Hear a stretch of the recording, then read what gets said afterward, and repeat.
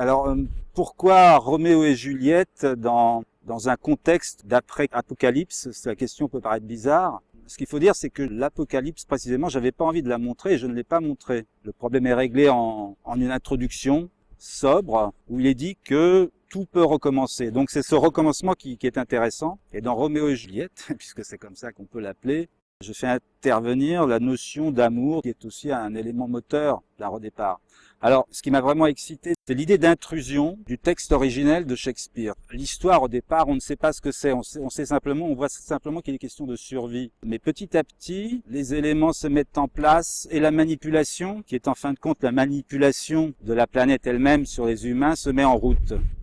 Voilà, c'est ça, c'est cette mécanique-là qui m'intéressait, de faire entrer, par une intrusion brutale dans la bouche des personnages, le texte de Shakespeare.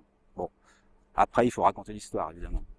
Il m'est apparu évident à un moment donné, et ce moment donné est venu vraiment très précisément à la fin du cycle du monstre, qu'il fallait que je fasse table rase de quelque chose. Donc, supprimer tout l'aspect politique, tout l'aspect lourd et chargé de, je dirais, 90% de ma production. Le cycle du monstre, j'ai atteint le paroxysme là-dedans, dans la violence, l'horreur et la complexité parfois.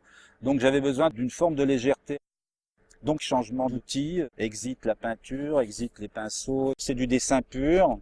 La texture pratiquement que produit le grain du papier me satisfait et me remplit même d'une espèce de plaisir de dessin, parce que c'est cette simplicité-là que je voulais retrouver. Donc c'est une façon de peut-être de me reposer un peu, je sais pas.